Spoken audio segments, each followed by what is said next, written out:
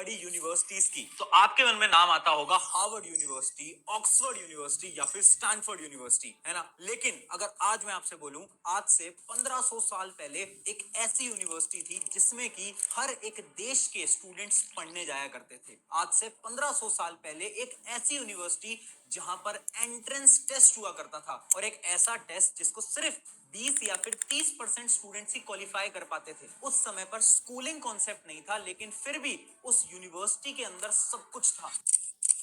यानी वहां पर एक स्टूडेंट एस्ट्रोनॉमी से लेकर फिजिक्स तक, मैथमेटिक्स से लेकर डिटेल्ड साइंस तक सब कुछ पढ़ सकता था। एक ऐसी यूनिवर्सिटी जहां की लाइब्रेरी 9 फ्लोर ऊंची थी, और इतनी किताबें कि एक इंसान तो अपनी पूरी जिंदगी में पढ़ भी ना पाए। एक ऐसी यूनिवर्सिटी जहां पर एजुकेशन को रटाया नहीं जाता था, बल्कि एजुकेशन को चैलेंज करना सिखाया जाता था। और सबसे शॉकिंग बात यह है ना कि वो यूनिवर्सिटी कहीं और नहीं थी, वो इंडिया के ही एक ऐसे स्टेट के अंदर थी जो स्टेट आज के समय पर इंडिया की लोएस्ट लिटरेसी रेट के अंदर आता है। हाँ, मैं बात कर रहा हूं नालंदा यूनिवर्सिटी की। एक ऐसी यूनिवर्सिटी जो कि आज से 1500 साल पहले बिहार, इंडिया के अंदर सिचुएटेड थी। एक ऐसी यूनिवर्सिटी जिसके किस्से हर एक देशवासियों को पता थे। लेकिन यहाँ पर सोचने वाली बात यह है कि आखिर कैसे एक रात में वो यूनिवर्सिटी गायब हो गई, कैसे उस यूनिवर्सिटी को जला दिया गया, और आखिर क्या था उसका सच। आज समझेंगे डिटेल के अंदर the real story of Nalanda university. Nalanda वो जगह है कि जहाँ भगवान बुद्ध खुद आके बैठते थे। कि एकम समयम भागवा नालंदायम विहारादि पावारिगाम्रवने। आज नालंदा का ज्ञान जलकर राख हो जाएगा। आज नालंदा को नष्ट कर दिया है, अब कोई भी यह ज्ञान वापस नहीं पा सकेगा। हाय एवरीवन, मेरा नाम है प्रशांत। आज बात कर रहे हैं नालंदा यूनिवर्सिटी के बारे में। एक ऐसी यूनिवर्सिटी जहां पर 20 से ज्यादा अलग अलग देशों के स्टूडेंट्स एक साथ पढ़ने आया करते थे। तो इसकी कहानी स्टार्ट होती है 7th सेंचुरी के अंदर, जब चाइना के एक मशहूर ट्रैवलर जिनका नाम था स्वान संग, वो आते हैं इंडिया घूमने के लिए, और वो एक किताब लिखते हैं जिसका नाम था the great Tang records of western region. उस किताब के अंदर वो नालंदा यूनिवर्सिटी को बड़े डिटेल से बताते हैं, और वो कुछ ऐसे सच बताते हैं ना नालंदा यूनिवर्सिटी के बारे में जिनको सुन के हर एक इंसान शॉक हो जाएगा। तो वो बताते हैं कि जब वो नालंदा यूनिवर्सिटी के गेट पर पहुंचे, तो गेट पे ही उनका पहला टेस्ट ले लिया गया। यानी जो गेट पे गेट कीपर्स खड़े होते हैं, जिनको हम द्वारपाल बोलते हैं, उन्हीं द्वारपाल ने उनका ओरल यानी वाइवा टेस्ट ले लिया। अब आपको लग रहा होगा कि आखिर एक द्वारपाल टेस्ट कैसे ले सकता है, तो वो कोई नॉर्मल द्वारपाल नहीं थे, वो होते थे वहां के स्कॉलर्स, जो कि बहुत सारे लोगों का गेट पे टेस्ट ले लेते थे, और उनमें से सिर्फ 20 से 30% लोगों को अंदर एंट्री दिया करते थे। उनके बाद एक और चाइनीज ट्रैवलर जिनका नाम है यीजिंग, वो भी आते हैं इसी यूनिवर्सिटी के अंदर, और वो अराउंड 10 से 20 साल इसी यूनिवर्सिटी के अंदर बिताते हैं। और वो ये बताते हैं कि नालंदा यूनिवर्सिटी का जो एजुकेशन सिस्टम है ना, वो एकदम डिफरेंट है। यानी उस समय पर कोई भी स्कूलिंग सिस्टम कहीं पर भी स्टैब्लिश नहीं हुआ था, लेकिन नालंदा यूनिवर्सिटी का सिस्टम बहुत ज्यादा यूनिक था अगर हम किसी से भी कंपेयर करें तो। वहां का रूटीन पता है कैसा होता था? सुबह उठ के सबसे पहले मेडिटेशन कराया जाता था हर एक स्टूडेंट को। उसके बाद दोपहर में हर एक स्टूडेंट्स के लेक्चर होते थे, और लेट नाइट में हुआ करते थे उनके डिबेट कंपटीशन। यानी वहां पर चीजों को रटाया नहीं जाता था, बल्कि डिबेट के कॉन्सेप्ट से डिटेल में समझाया जाता था। वहां पर अराउंड 1500 से ज्यादा टीचर्स थे और 10,000 स्टूडेंट्स थे। यानी एक टीचर अराउंड 6 स्टूडेंट्स को कंट्रोल करता था। इसका यह मतलब है कि हर एक स्टूडेंट को प्रॉपर अटेंशन मिल पाती थी। यानी हर एक स्टूडेंट के पास एक पर्सनल मेंटोर हुआ करता था, जो कि उनके वीक पॉइंट्स को स्ट्रॉन्ग पॉइंट्स में कन्वर्ट किया करता था। अब मेरा एक सवाल आपसे है, अगर आप एक स्टूडेंट हो या फिर आप कभी अपनी स्कूलिंग लाइफ में थे, तो आप मुझे कमेंट करके जरूर बताना, क्या आपने कभी भी अपने स्कूल के अंदर ऐसा फील करा कि आपके वीक पॉइंट्स को आपके टीचर्स ने स्ट्रॉन्ग करने में मदद करी हो? यस या नो कमेंट में ऑनेस्ट ओपिनियन जरूर देना। क्योंकि अगर मैं अपना पर्सनल ओपिनियन बताऊं तो आज की हालत तो ऐसी है कि वीक स्टूडेंट्स पे तो कोई फोकस ही नहीं करता, सिर्फ टॉपर स्टूडेंट पे फोकस किया करते हैं। लेकिन नालंदा यूनिवर्सिटी में ऐसा बिल्कुल भी नहीं था। इवन आज जहां पर हमें सब्जेक्ट्स को चूज करना पड़ता है, उस समय पर एक स्टूडेंट कुछ भी पढ़ सकता था। यानी एस्ट्रोलॉजी से लेकर फिजिक्स तक, फिजिक्स से लेकर मैथमेटिक्स तक, आपको जो भी पढ़ना है वो आप उस यूनिवर्सिटी में पढ़ सकते थे। सिर्फ इतना ही नहीं, एक ऐसा सच बताया ना यीजिंग ने जो कि हर एक इंसान को शॉक कर देगा। और वो सच ये है ना कि वहां की लाइब्रेरी 9 फ्लोर्स ऊंची थी। यानी उसके अंदर हजारों मैनोस्क्रिप्ट्स थे, कई वैदिक किताबें,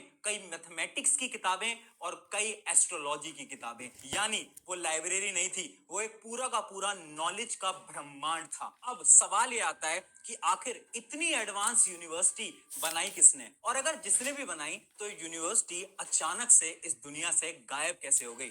तो इसके लिए आपको समझना पड़ेगा the history of Nalanda university. अब नालंदा यूनिवर्सिटी का जो नाम है ना, अगर आप शब्दों पे गौर करोगे, यानी ना, आलम और दा, इसका मतलब होता है the unstoppable flow of knowledge. अब इसकी जो स्थापना करी गई थी वो एम्परर अशोका द्वारा करी गई थी। एक स्तूपा बनाया था इसी जगह पर। अब जब वो स्तूपा बना, उसके बाद से वहां पर बहुत सारे मेडिटेशन सेंटर्स आकर ओपन हो गए, और उसके बाद कई बुद्धिस्ट स्कॉलर्स वहां पर आते जाते रहते थे। यानी नॉलेज का केंद्र तो वो ऑलरेडी बन चुका था। लेकिन उसके कुछ सालों बाद इसका स्टार्ट होता है गोल्डन पीरियड, जब कुमार गुप्ता वन एक डिसीजन लेते हैं कि यहां पर वो एक पूरी की पूरी यूनिवर्सिटी बनाएंगे और वो इस जगह को ग्लोबल लर्निंग सेंटर बना के ही छोड़ेंगे। तो फिर वो क्या करते हैं कि बहुत सारी क्लासरूम्स बनाते हैं, पूरा इंफ्रास्ट्रक्चर बनाते हैं, बहुत सारी मोनेस्ट्रीज बनाते हैं और एक ऐसी लाइब्रेरी बनाते हैं जो कि एक सेंटर पॉइंट बन जाता है इस पूरी यूनिवर्सिटी का। फिर क्या था, सारे देश के अंदर एक खबर पहुंच चुकी थी और सारे देश के स्कॉलर्स यहां पर पढ़ने आते थे या तो पढ़ाने आते थे, और ऐसे ही ये सिलसिला चलता गया और अगले 700 साल तक नालंदा यूनिवर्सिटी का नाम पूरे देश के अंदर फैल चुका था। लेकिन फिर शुरू होता है the destruction of Nalanda university. क्या आप जेयू नीट की प्रिपरेशन करना चाहते हैं? Destruction of Nalanda university. 12th century के अंदर एक टर्किक जनरल थे जिनका नाम था खिलजी, जो कि मगध यानी बिहार वाले जो रीजन में थे ना, वहां पर अपने मिलिट्री ऑक्यूपेशंस कर रहे थे। अलग अलग गांव में जा रहे थे, अलग अलग चीजों को ढूंढ रहे थे और जो भी उन्हें मिल रहा था उस सबको वो लूट रहे थे। क्यों? क्योंकि उन्हें अपने रीजन को एक्सपैंड करना था।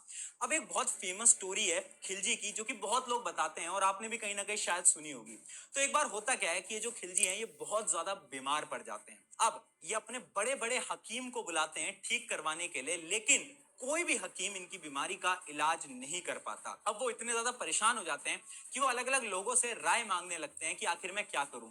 तो एक इंसान उनको ये राय देता है कि आपको क्या करना चाहिए, कि आपको नालंदा यूनिवर्सिटी के आयुर्वेदाचार्य जी को बुलाना चाहिए और वही आपको ठीक कर पाएंगे। अब खिलजी इसके लिए एकदम मना कर देता है, लेकिन वो कुछ दिनों बाद ये बोलता है कि ठीक है, हम उन्हें बुला तो लेंगे, लेकिन मैं उनके हाथों से कोई भी दवा अपने अंदर नहीं लूंगा। तो फिर आयुर्वेदाचार्य जी आते हैं और वो ये बोलते हैं कि ठीक है, मुझे शर्त मंजूर है, मैं आपको कोई भी दवा नहीं खिलाऊंगा, उसके बिना भी आप ठीक हो जाओगे। फिर क्या होता है, कुछ महीनों बाद अचानक से खिलजी की तबीयत ठीक हो जाती है और सब शौक हो गए और वो पूछते हैं उनसे कि आखिर आपने ऐसा क्या चमत्कार करा। तो आयुर्वेदाचार्य जी ये बताते हैं कि मैंने कुछ नहीं करा, वो जो मेरी दवाई थी ना, वो मैंने खिलजी की कुरान के ऊपर लगा दी थी। जब भी वो कुरान पढ़ा करते थे तो वो ऑटोमेटिकली उनके अंदर जाया करती थी और उस दवा की वजह से वो पूरी तरीके से ठीक हो गए। अब अगर एक कॉमन इंसान होता तो वो शायद आयुर्वेदाचार्य जी को कुछ पुरस्कार देता, इनाम देता, लेकिन खिलजी वहां पर क्या करता है कि खिलजी बहुत ज्यादा गुस्सा हो जाता है और वो ये सोचने लगता है कि आखिर ऐसी क्या दवाइयां हैं, आखिर ऐसी क्या टेक्नोलॉजी है जो कि नालंदा यूनिवर्सिटी के अंदर है, जो कि हमारे लोगों को तो बिल्कुल नहीं पता है। और वो उसी दिन ये सोचता है कि अब मैं नालंदा यूनिवर्सिटी को पूरी तरीके से खत्म कर दूंगा और वहां पर अपनी पूरी मिलिट्री को लेकर चला जाता है। फिर क्या था, उनकी पूरी मिलिट्री नालंदा यूनिवर्सिटी पे आग लगा देती है। वो 9 फ्लोर की एक लाइब्रेरी अगले 3 महीने तक जलती रहती है और उससे इतनी हीट प्रोड्यूस होती है कि जो आसपास के जो लेक्स थे, जो रिवर्स थे, सारा पानी गर्म हो चुका था। वहां पर जितने भी स्कॉलर्स थे उन सब स्कॉलर्स की हत्या कर दी गई। सिर्फ इतना ही नहीं, वहां पर जो कुछ था उस सबको जला दिया गया। और यहां पर होता है the destruction of Nalanda university.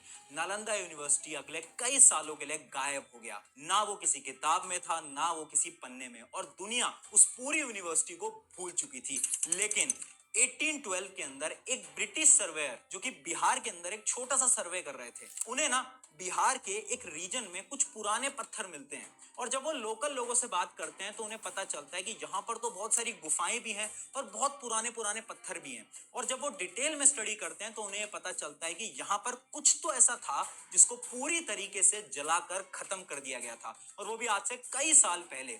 और वहां से ही नालंदा यूनिवर्सिटी की वापस से रिसर्च स्टार्ट होती है, यानी लोगों को पता लगने लगता है कि हाँ यहाँ पर कुछ तो था। और डिटेल में रिसर्च करने के बाद ये पता चलता है कि हाँ उस जगह पे सच में एक दुनिया की सबसे बड़ी यूनिवर्सिटी द नालंदा यूनिवर्सिटी थी।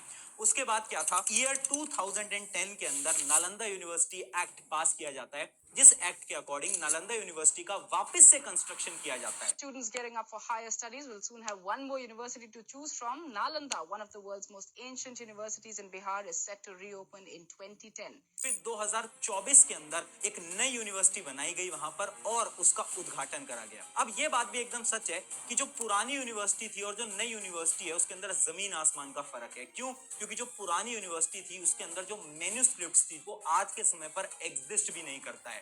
लेकिन यहाँ पर सोचने वाली बात है कि अगर इमेजिन करो वो जो पुरानी इतनी सारी किताबें थी, वो सारी किताबें अगर आज भी एग्जिस्ट करती तो इंडिया का वही रीजन जो कि आज के समय पर लोएस्ट लिटरेसी रेट के ऊपर है, बिहार, वो शायद आज के समय पर हाईएस्ट लिटरेसी रेट पे होता।